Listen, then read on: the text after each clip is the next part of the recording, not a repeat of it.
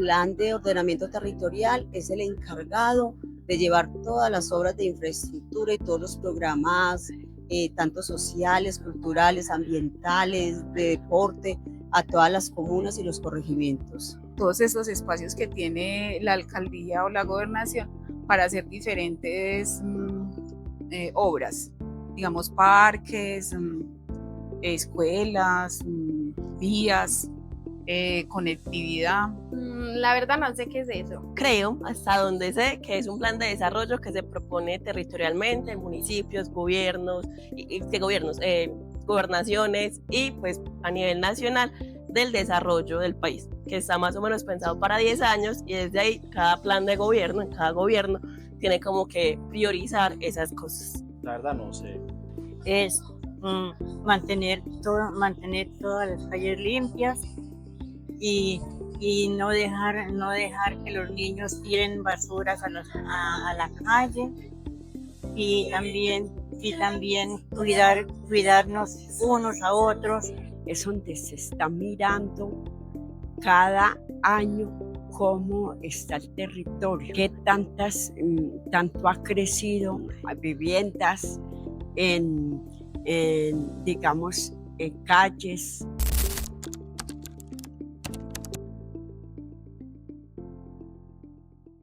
Medellín es un valle estrecho, atravesado por un río y cientos de quebradas. Durante décadas creció de espaldas a su geografía. Hoy, esa misma ciudad intenta redefinirse a través de un documento técnico que suena lejano, pero que decide si podemos seguir viviendo en nuestras casas, cuánto vale nuestro suelo y si el parque que soñamos será una realidad. Bienvenidos a este especial de Mi Comuna 2, a este capítulo del podcast donde estaremos hablando sobre el Plan de Ordenamiento Territorial, más conocido como el POT. Y para desmenuzar un poco este tema, que como decíamos a veces parece lejano, tenemos a un invitado que no solo ha estudiado mucho el tema, sino que se conoce nuestra ciudad, camina nuestra ciudad, es parte de procesos sociales, entonces voy a dejar que sea él quien se presente. Hola, mi nombre es Fernando Zapata. Efectivamente, yo nací y crecí en la zona nororiental y tengo ya 19 años de experiencia en trabajo con organizaciones sociales y comunitarias, principalmente dedicado al tema de derecho a la ciudad y derecho al territorio. Pues adicional, soy politólogo, tengo una maestría en procesos urbanos ambientales y actualmente estoy haciendo un doctorado en estudios socioespaciales. Gracias, Fernando, por aceptar nuestra invitación al podcast Mi Comuna 2. Y bueno, para que empecemos a entrar en el tema, entonces cuéntanos qué es eso del POT, el Plan de Ordenamiento Territorial, ¿a qué se refiere? El POT son varias cosas al tiempo. Básicamente es una norma, un documento muy importante para la ciudad que uno está regulando, está diciendo qué se puede hacer y qué no se puede hacer con temas relacionados con el suelo. Y eso tiene que ver con la vivienda, con el espacio público, con muchos otros asuntos que son de toda nuestra incumbencia, toda nuestra importancia. Pero también es un documento que está proyectando, que está de alguna manera como diciendo hacia dónde debe ir orientada la ciudad. De un lado regula, del otro orienta, pero también de alguna manera podríamos decir que lo ideal es que fuera también un acuerdo social, en tanto plan, ¿cierto? Que ese plan nos permitiera, como garantía del derecho a la ciudad, participar mucho más activamente y definir colectivamente hacia dónde debería orientarse esta ciudad. Esa es la parte que falta, pero también tiene el potencial de que pueda hacer eso. Entonces es básicamente eso, una norma que está regulando qué se puede hacer con el suelo, con temas tan importantes como vivienda, entre otros, que también está de alguna manera diciendo cuál es ese horizonte de futuro en eso que llaman modelo de ciudad. Por ahí hemos estado enterándonos o escuchado que se está hablando de una actualización del Plan de Ordenamiento Territorial de Medellín. ¿A qué se refiere esa actualización? Como norma, está regulada por la Ley 388 de 1997 y esa norma lo que dice es que la vigencia de ese plan es de 12 años y es de 12 años para que sea más o menos de 3 alcaldías, cada alcaldía por 4 años, ¿cierto? Entonces la idea es que este documento deba ser renovado, deba ser mejorado en el paso del tiempo. Y eso significa que hay solo 2 revisiones, una de mediano plazo y una de largo plazo. La de largo plazo es cuando se cambia completo, cuando hay la oportunidad de cambiarlo completamente, es decir, a los 12 años. Pero antes de eso, en ese intermedio, hay la posibilidad de una revisión de mediano plazo, que es en la que estamos, donde no se revisa todo, no se cambia todo, sino solo algunos elementos importantes, entre ellos lo que técnicamente se conoce como componente urbano, que tiene que ver efectivamente con la vivienda, con el espacio público, con todo lo que constituye la parte urbana de la ciudad. ¿Sí? O todo no, pero muchos de los elementos importantes que tienen que ver con nuestra cotidianidad, con nuestra vida, el componente rural y de alguna manera los instrumentos de gestión que tiene ese POT. Eso es lo que se está revisando en este momento. Bueno, y con ese contexto que nos das, estaría interesante que podamos traerlo como a ejemplos más cotidianos de cómo se vive entonces el impacto de las decisiones que se puedan tomar desde ese plan de ordenamiento territorial en nuestras vidas. Entonces, cuando hablamos de vivienda, ¿eso cómo se traduce a nuestras vidas como habitantes de Medellín, de las comunas? Lo que hablamos del suelo, ¿a qué podemos aterrizar eso un poco frente a las cotidianidades de las personas que nos escuchan?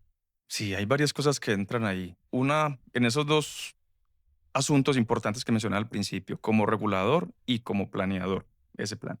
Como regulador, cosas como tipificar el suelo rural o urbano, ¿cierto? Eso nos marca ya una diferencia. Eso para la mayoría de la gente que vive dentro de la ciudad no significa mucho, pero para quienes viven en barrios populares de borde urbano-rural, en la parte alta de las comunas, sobre todo el norte, oriente y occidente, sí significa un gran cambio. En las laderas. Claro, en la parte alta, porque eso significa que ese cambio, por ejemplo, de urbano a rural, hace parte del largo plazo, no es lo que se está discutiendo, pero que de alguna manera tiene que ver con esto, les permite facilidades o no para acceder a servicios públicos, por ejemplo, para acceder a las posibilidades de legalización, en fin. Entonces, digamos, esa norma lo que está diciendo es por cada porción de suelo qué se puede hacer y qué no, ¿sí? Y además está diciendo dónde está el espacio público proyectado, hacia dónde debería ir el espacio público, dónde quedaría. Y donde eso queda, significa que no se puede hacer vivienda. Entonces ahí ya nos marca una serie de limitaciones. Nos está diciendo además cosas tan importantes como dónde va la dotación de servicios públicos, dónde pueden ir equipamientos, dónde se pueden construir qué tipo de viviendas, vivienda de interés social, vivienda de interés prioritario, cuál es la vivienda que se agencia por el sector privado, dónde quedaría. Y eso es un asunto de la mayor sensibilidad hoy para todo Medellín, pero de manera particular desde hace mucho tiempo para los barrios populares que están demandando cada vez más disposición de vivienda, pero que necesitan, requieren un tipo de vivienda especial y es aquella que se puede dotar a través del Estado, a través de subsidios, precisamente porque acceder a vivienda se ha vuelto sumamente costoso, cada vez más difícil una vivienda formal y eso implica un montón de asuntos. El POT toca elementos que tienen todo que ver con eso, solo como para hablar algunas cosas. Ahorita hablábamos de esa actualización a mediano plazo que está como por hacerse. ¿Cuáles han sido como las estrategias desde la alcaldía para socializar que hay una actualización, que podemos participar en ella? Sabemos que vos has estado como en esos espacios. Cuéntanos como cuál ha sido esa estrategia para que efectivamente sea un ejercicio participativo. Bueno, ahí hay que hablar, yo creo que tres cosas como gruesas para hacer ese análisis. Puramente descriptivo. El año pasado hicieron algunos encuentros que fueron más sectoriales y como de temas en específico, ¿cierto? Reunían gente que tenía que ver con ese tema y ahí discutían alrededor de eso, se recogían algunas propuestas. El mismo equipo técnico ya iba construyendo toda una actualización tanto normativa como técnica de qué cosas se podrían cambiar dentro de ese POT, pues en esa actualización.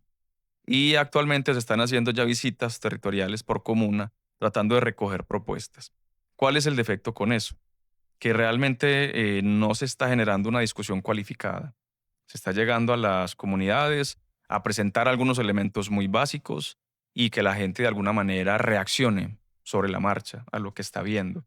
No siempre con la mejor comprensión, pues porque es un tema denso, complejo, que requiere de alguna manera una preparación en las comunidades que de parte de la alcaldía no se ha tenido. Entonces eso es importante. De alguna manera, para decirlo sintético, se está promoviendo una discusión sin que la gente esté preparada para eso. Pero además, donde todos los insumos necesarios, técnicos, desde la alcaldía, todos los estudios previos, no estaban listos al momento en que se le empezó a preguntar a la gente qué opinaba. Y eso lo que significa es que puede ser que la gente esté proponiendo cosas que realmente los estudios técnicos pueden contradecir y primarán los estudios técnicos. Entonces, de alguna manera es una participación que se vuelve cosmética, que se vuelve para que la gente llegue, diga alguna cosa, se cumpla con el requisito, pero donde es fácil suponer que es poco factible que tenga realmente un impacto grande. Eso es una manera que se ha venido haciendo. Otra digamos que ya también hay que reconocer la disposición del equipo técnico de la alcaldía, pero también ha sido iniciativa de sectores sociales y comunitarios que se han movilizado, han construido propuesta con todas las limitaciones que tienen para ello, pero lo han hecho de manera muy significativa y se han presentado a la alcaldía a decirles, vea, tenemos propuestas sobre elementos que son importantes. El caso en el que yo hice parte y que hicimos parte, que hemos podido movilizar, sobre todo se centró en tres cosas. Se centró en el área rural, en el distrito rural campesino, en el borde urbano rural, en el mejoramiento integral de barrios, propuestas alrededor de eso, y para el borde de río, barrios populares, sobre todo en lo que significa discutir la renovación urbana. Entonces, digamos que esos tres elementos, hay un montón de propuestas alrededor de eso, que se han venido también discutiendo, digamos eso desde la iniciativa social y comunitaria. Y un tercer elemento que tiene que ver con esto de cómo se promueve o no la participación, algo que nos preocupa mucho, es que es también fácil no solo de suponer, sino casi de observar el privilegio que tienen los sectores empresariales, sobre todo constructores e inmobiliarios, para influir la toma de decisiones sobre este ordenamiento territorial. Además de que fueron financiadores de la campaña, ha sido evidente incluso por manifestaciones de diferentes funcionarios públicos y también por concejales de la ciudad que de alguna manera anuncian ese apego a esas propuestas. Y eso también debe generarnos una preocupación muy grande. Uno, porque atenta de alguna manera con el sentido democrático que debería tener esta discusión, es decir, no debería haber actores con privilegios para discutir esto, debe ser una discusión mucho más horizontal en el sentido de la democracia, pues, para decirlo así claro. Pero al mismo tiempo, los intereses privados difícilmente representarán los intereses sociales de esta ciudad, es decir, que los privados persigan su interés económico, de ganancias, eso no tiene nada de ilegítimo, pero sí se vuelve profundamente problemático cuando las decisiones públicas se basan en eso y de alguna manera excluyen el resto o no dan suficiente valor al resto de la discusión. Son como los tres elementos que yo vería ahí interesantes y problemáticos de este proceso.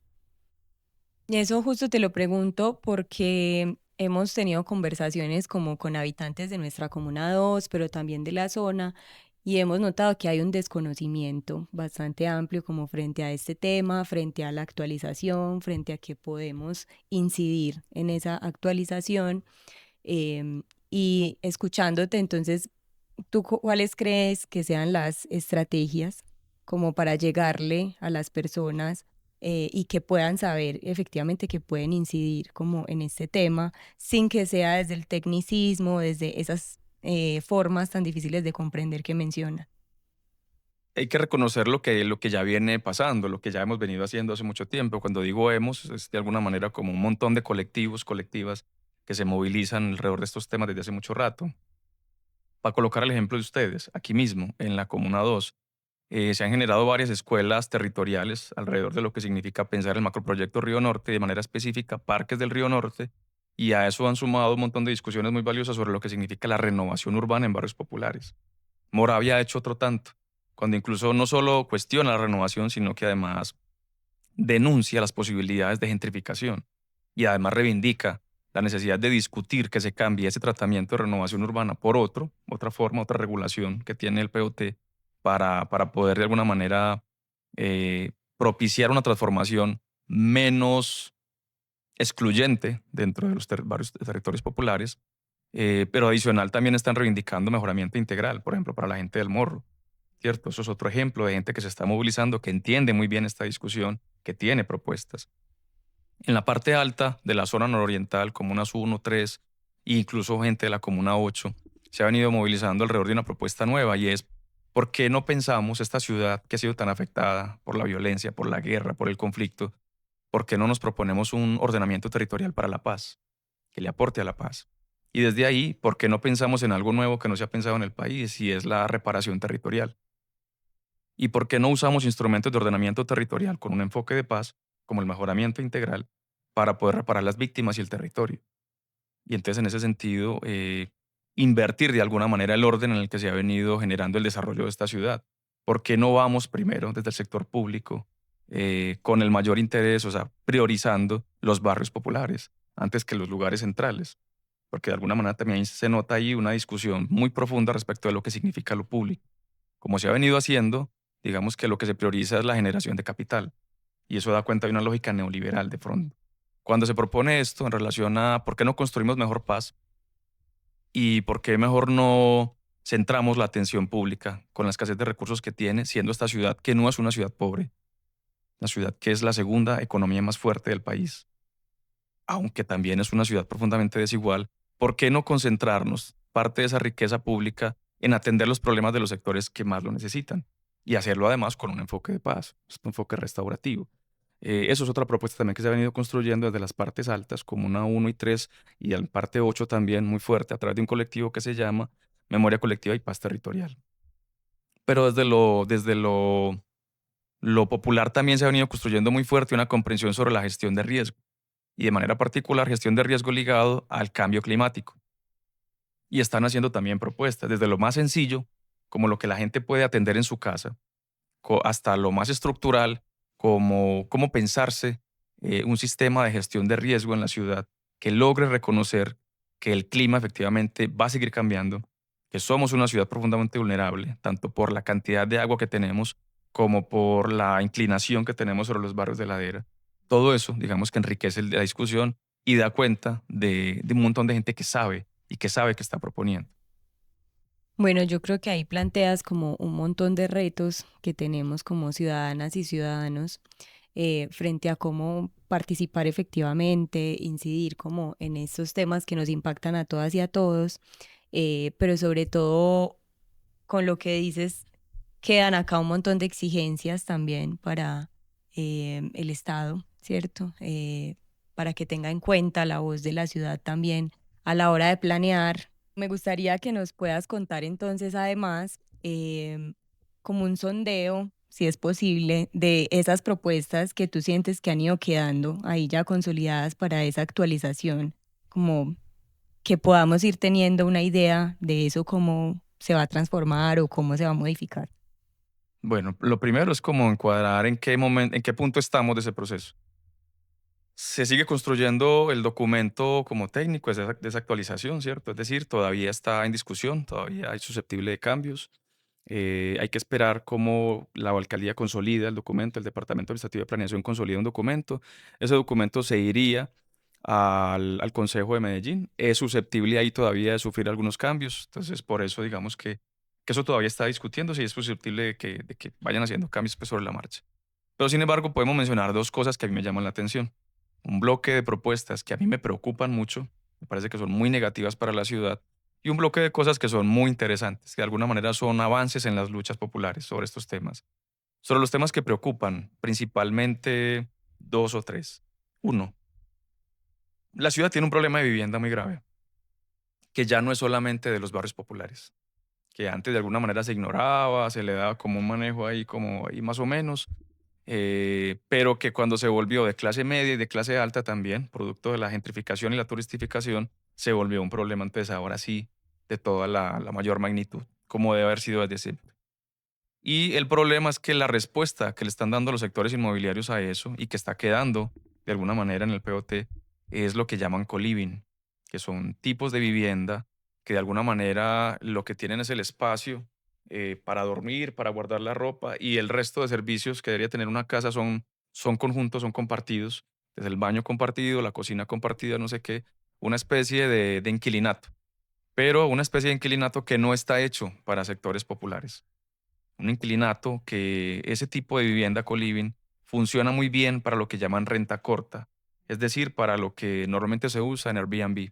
Y eso ya nos da pistas de cuál es el negocio que hay detrás de eso y por qué a los inmobiliarios les gusta ese tipo de vivienda. Y están solicitando que se incluya esa tipología de vivienda dentro del ordenamiento territorial, pero que además se les dé facilidades para construir ese tipo de vivienda en diferentes partes de la ciudad, en muchas partes de la ciudad. Eso es preocupante, porque también lo que quiere decir es que la vivienda que se produzca de esa manera difícilmente será para atender el déficit de vivienda que ya tenemos quienes vivimos en Medellín. Y será movilizado más para la industria del turismo, para grandes eventos, para nómadas digitales y ese tipo de fenómenos que también se han venido creciendo fuerte en Medellín. Medellín se ha consolidado como una ciudad turística también para Colombia, al punto que incluso por momentos supera a Cartagena, que eso es decir un montón. Entonces ahí vemos que hay un negocio importante para sectores inmobiliarios que se aprovechan de la discusión sobre el tema de vivienda para proponer un tipo de vivienda que no busca solucionar ese problema, sino solo atender de alguna manera la presión que se genera a través de la turistificación y de la gentrificación, pero que deja intacto el resto del problema de vivienda, que por tanto realmente no aporta mucho a la ciudad, por lo menos a lo que nos interesa de los sectores populares. Eso es un primer elemento que preocupa. Otro segundo elemento es que hay una discusión fuerte, todavía no suficientemente clara, de cómo se está solicitando disminuir las obligaciones y las cargas, que es la forma en que se nombra técnicamente dentro del ordenamiento territorial, aquellas cosas que los empresarios, que la gente que construye vivienda de manera privada, tiene que hacer para compensar los beneficios que tiene de construir su casa. Hay excepciones de algunos pedazos de lote, hay algunos asuntos que se tienen que construir vivienda también para sectores populares, para compensar el beneficio que se tiene. Hay que pagar de alguna manera un monto adicional en dinero, por ejemplo, plusvalías, valorizaciones, ese tipo de cosas. Se está colocando sobre la mesa la posibilidad de que eso se disminuya para esos empresarios y que a la vez aumenten las posibilidades de aprovechamiento de los lotes. Y eso básicamente es abrirle las puertas a la especulación, peor de lo que tenemos hoy. Pero además donde la ciudad, desde lo público, no podría recuperar casi nada de lo que significa ese tipo de construcciones. Es decir, básicamente estaríamos abandonando el control público para que el sector privado pueda estar a sus anchas especulando con el suelo. Y eso es olvidando que ese suelo, esa posibilidad de ese suelo, el valor que tiene ese suelo es una construcción colectiva, que solo tiene valor en tanto es parte de esa construcción colectiva que es la ciudad. Entonces, digamos que ahí es otro asunto que preocupa mucho. Un tercer elemento que preocupa es que, por ejemplo, para la orilla de borde de río están los planes parciales, que es cómo se ejecuta la renovación urbana. Hasta ahora los planes parciales obligan a que se tienen que tener efectivamente unas cargas, unos pagos para poder desarrollar ahí vivienda y otro tipo de desarrollos. Se está mirando la posibilidad de que queden desligados de esas obligaciones, es decir, que puedan hacer vivienda, por ejemplo, esta tipo co-living, sin tener que atender lo que ya está planeado en esos planes parciales, es decir, desatendiendo la misma norma anterior. Y todo eso en últimas es facilitar cada vez más la generación de capital y la acumulación de capital a costa de la especulación del suelo. Y eso es supremamente dañino para la ciudad. Eso es un primer elemento que nos preocupa, como ese bloque de cosas. Pero también hay que decir que siendo una discusión pública y colectiva, hay elementos que son muy interesantes dentro de este ordenamiento territorial. Se han movilizado diferentes sectores y se ha ido posicionando también la propuesta de la importancia de integrar un enfoque de paz a este ordenamiento territorial y de reconocer en el mejoramiento integral una herramienta útil para reparar tanto el territorio como las víctimas. Eso es un asunto supremamente interesante. También es interesante la inclusión del enfoque de cuidado como parte del ordenamiento territorial, algo así como un ordenamiento territorial desde y para el cuidado. No es suficientemente claro todavía eso qué significa, cómo se materializa, pero sin embargo es un avance significativo que esa discusión se posicione. Eso es importante y sobre todo reconocer el valor y la constancia que han tenido sobre todo procesos de mujeres, movimiento de mujeres para posicionar esa discusión en la ciudad. Muy valioso. Otro elemento importante, lo mencionaba ahorita con el ejemplo de Santo Domingo, es la posibilidad de que se puedan hacer mejoramientos integrales sin necesidad de que esté todavía terminado el macroproyecto de borde urbano rural y al mismo tiempo exigiendo que se prioricen la planeación de los macroproyectos de borde urbano rural y que no se sigan posponiendo, que no se siga excluyendo esa parte de la ciudad. Digamos que esos elementos son muy interesantes, dan cuenta de avances significativos y se llegan efectivamente a quedar en la norma y a implementar. Estaríamos dando un salto cualitativo importante. Bueno, otra discusión importantísima. Para el norte de la ciudad, sobre todo desde el colectivo de Moravia, aunque no de forma exclusiva, también aquí la Comuna 2 ha problematizado el tema de la renovación urbana y está exigiendo que se cambie ese tratamiento, que ese tratamiento no sea la forma en que se entiendan los barrios populares. Eso no es que se quite, pero de alguna manera se matiza. La discusión ha logrado calar al punto en el cual ya no se entiende una única forma de renovación urbana, es decir, antes se podía aplicar en la Guacatala una renovación urbana, siendo un barrio rico y consolidado, con títulos de propiedad, digamos, con otras condiciones socioeconómicas. Esa misma renovación urbana se aplicaba aquí, al Playón de los Comuneros, a Moravia, en fin, a los barrios aquí de borde, en la costa nororiental. Y eso es supremamente problemático. Hoy la discusión de alguna manera logra avanzar un poco al decir, bueno, listo, vamos a tipificar lo que significa la renovación, diferentes tipos de renovación. Y se está proponiendo como colocar esa tipificación para que el impacto sea, se supone, menos dañino. Sin embargo, todavía digamos que se queda a medio camino.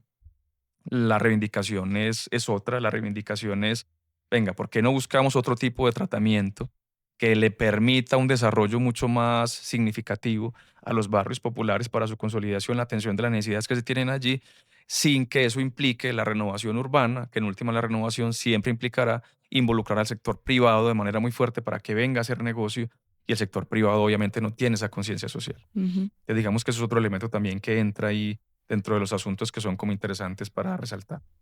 Me surgió una pregunta frente a las preocupaciones, muy preocupantes, y es si entonces esta actualización de plan no está considerando temas como vivienda de interés social, pensadas para la reubicación de las personas que tengan que negociar su vivienda para que estos proyectos, estos macroproyectos y estos planes parciales se implementen.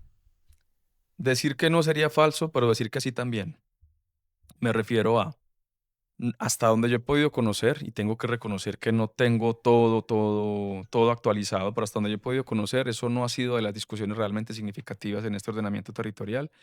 Parece que lo que se busca es dar continuidad a lo que ya existe.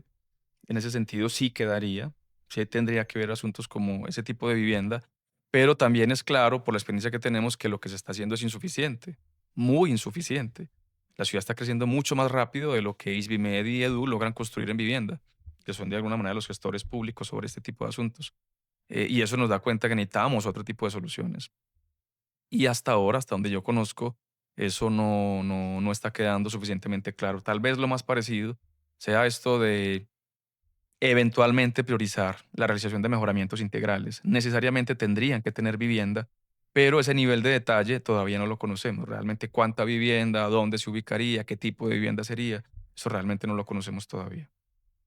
Bueno, yo creo que es importante como estar al pendiente de este tema, porque me parece importante mencionar los antecedentes de la ciudad frente a proyectos de intervención urbana y lo que eso ha implicado para nosotros y nosotras como habitantes de los barrios, ¿cierto? Como los desplazamientos que han surgido a partir de estos proyectos, las personas que no les han cumplido con las garantías para su vivienda después de desplazarlas para que un proyecto pasara por su casa. Entonces me parece importante que pues asumamos esa preocupación para, insisto, participar como en estos espacios y poner esa pregunta y no dejar que esa pregunta se quede como a un lado, porque son nuestras viviendas las que están en juego, ¿cierto? Y nuestros barrios.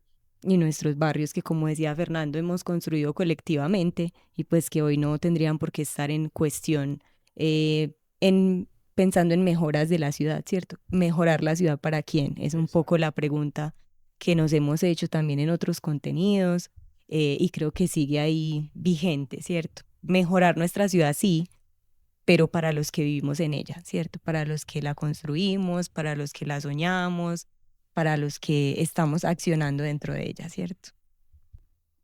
Sí, incluso aquí ya poniéndole un toque musical como el canto a la vuelta bajera, una canción muy famosa de son cubano, que dice que por supuesto que los extranjeros son bienvenidos, hay que tratarlos con respeto, pero sobre todo el cariño de lo nuestro, ¿cierto? Sobre todo esa necesidad de atender nuestras propias necesidades como prioridad, ¿cierto? Como elemento, digamos, ético y político de entender qué es lo que somos y para qué sirve lo público. Me gustaría como que nos cuentes un poco en esos espacios de participación, de socialización que se han hecho para esta actualización, la gente que ha propuesto. Esto ya nos diste un contexto de organizaciones, pero digamos que la gente que llega a esos espacios, ¿qué propuestas ha hecho para esta actualización? Hasta donde yo he podido conocer, digamos que hay dos, podemos agruparlo en dos grandes bloques. Un bloque que es la preocupación por ¿y mi casa qué? ¿Cierto? ¿Y qué va a pasar con mi casa? ¿Y qué va a pasar en mi cuadra? Eso es como un bloque de preocupaciones muy sentida, muy recurrente. Digamos que ahí está, yo diría que la mayoría de cosas. Hay otras cosas que por la falta de precisión y de claridad sobre lo que significa este debate, y eso es responsabilidad de la alcaldía, que no prepara efectivamente a las comunidades para esto, también hay un montón de preocupaciones y de propuestas alrededor de asuntos que no tienen que ver con ordenamiento territorial de forma estricta, sino que tienen mucho que ver con planeación del desarrollo. Es esa confusión, digamos, que también se está dando. Y también hay elementos de propuesta. Conozco bien el de la Comuna 1, donde lo que ha venido posicionándose es una propuesta que hemos venido construyendo de manera colectiva en la ciudad y que la Comuna 1 de alguna manera lo asume y lo adapta a sus condiciones y está diciendo, vea, hagamos dos cosas. ¿Qué tal si, por un lado, hay una cosa que se llaman macroproyectos, ¿sí? Que son como unas planeaciones, unos planes más específicos dentro de ese plan grande que es el POT, que se tienen que tener listos para poder hacer unos planes todavía más específicos sobre el mejoramiento integral de barrios. Por eso es que no se ha hecho ningún mejoramiento integral de barrios desde 2014 a la fecha, porque los macroproyectos no están listos. La ciudad no ha priorizado eso, lo ha excluido. ¿Sí? Redunda en la exclusión que se tiene sobre los sectores populares. Entonces lo que se ha dicho es, vea, como tenemos emergencia, urgencia en atender eso, no solo por las condiciones de exclusión y empobrecimiento, sino por las condiciones de riesgo, pero además por la cantidad de víctimas que tenemos del conflicto y demás, desliguemos eso. Es decir, que se puedan hacer mejoramientos integrales sin necesidad de que se tenga la planeación más grande del macroproyecto. Esa es una primera propuesta. Y la segunda es, si eso de alguna manera se posiciona, queremos priorizar desde ya uno de los polígonos, que es como la forma en que el ordenamiento territorial entiende el territorio, ya no por barrios, sino por polígonos. Queremos priorizar un polígono en específico, donde eso se pueda ensayar. Hagamos en Comuna 1, ya, arranquémoslo ya, un mejoramiento integral de barrio con enfoque de paz. Esas propuestas se han venido también posicionando. Entonces digamos que son como esos tres tipos. Unos muy generales sobre preocupaciones que tienen todo que ver con ordenamiento territorial, pero muy centrados en mi casa, mi experiencia. Otros que de alguna manera no están en sentido estricto relacionados con eso y de alguna manera entran con asuntos relacionados más con otras cosas como el desarrollo. Y estos que sí son muy específicos y muy propositivos.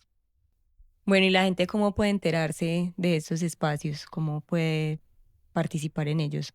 Los medios de comunicación de la alcaldía están constantemente pues como anunciando tanto la agenda como las fechas, los lugares y demás. La información disponible, toda ella en documentos técnicos, incluso algunos de ellos demasiado voluminosos. Es decir, más de 2000 páginas para revisar. Eso hace que sea imposible para la mayoría de la ciudadanía. Pero de alguna manera están ahí. ¿Sí? Entonces, a través de las páginas de la alcaldía que tienen que ver con ordenamiento territorial, de los mismos medios de comunicación de la alcaldía se pueden enterar sobre esa agenda. Bueno, entonces yo creo que ahí está el llamado, como a que estemos atentas y atentos a estos espacios y poder participar en ellos, poner nuestras preguntas, nuestras exigencias, para que efectivamente pues este impacto sea más positivo que negativo. Creo que con este podcast, más allá de informar sobre el POT, también queremos movilizar a la participación, ¿cierto? A esta incidencia que tanto hemos resaltado hoy. Entonces, nada, pues agradecerte por acceder a esta invitación, invitarles a que sigan el podcast de Mi Comuna 2. En Instagram nos pueden encontrar como periódico Mi Comuna 2, nuestra página web micomuna2.com. Hay una sección que dice video podcast y ahí pueden encontrar todos nuestros capítulos y compartirlo con otras personas. Muchas gracias, Fernando. Con todo el gusto, y quisiera finalizar como con una provocación para incentivar esa participación. Recordar que los barrios los hicimos nosotros, los hizo la gente. Nadie nos los regaló, los hicimos. Y por eso toda planeación que se haga sobre ellos nos debería convocar, porque esta ciudad también es nuestra, porque la hemos construido y tenemos derecho a ser partícipes en la planeación de la misma. Bueno, ahí quedamos con la invitación. Muchas gracias.